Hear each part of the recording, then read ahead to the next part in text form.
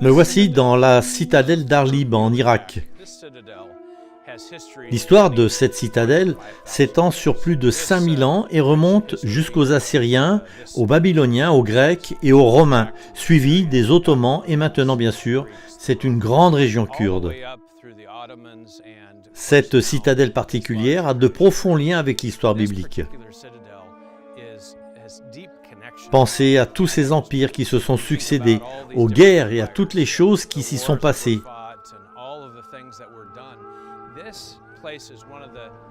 Ce lieu est l'un des endroits civilisés les plus vieux du monde. J'aimerais juste vous en montrer un peu.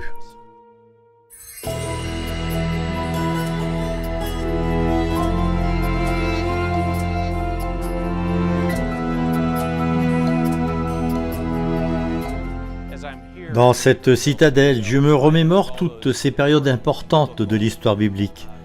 Les Assyriens, les Babyloniens et les Perses étaient davantage centrés en Iran, mais possédaient aussi ce territoire. Ils furent suivis des Grecs, puis des Romains. Et n'oublions pas les Kurdes. Les Kurdes de cet endroit sont les descendants des Mèdes de l'Empire médo-persan. Il est intéressant de savoir que tous les prophètes de l'Ancien Testament font référence à ce territoire en disant « l'importance d'Israël s'amoindrit ». Ils ne suivent plus les enseignements du Seigneur. Les prophètes décrivent aussi les diverses confrontations avec Babylone et la Syrie.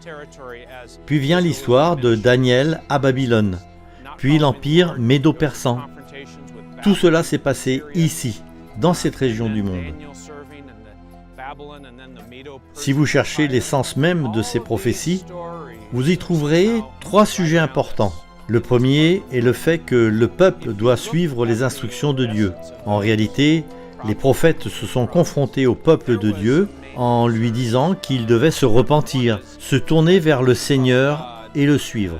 Le second est qu'il ne devait pas avoir de faux dieux.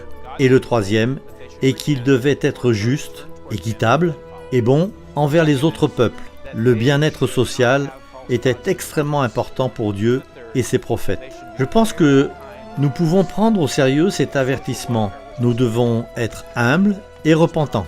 Nous devons nous débarrasser de tous les faux dieux présents dans nos vies. Nous devons nous intéresser aux autres, être bons, généreux et justes, afin d'être de véritables représentants de Dieu dans le monde. Voulez-vous vous joindre à moi dans ce projet? Soyez aujourd'hui des représentants de Dieu.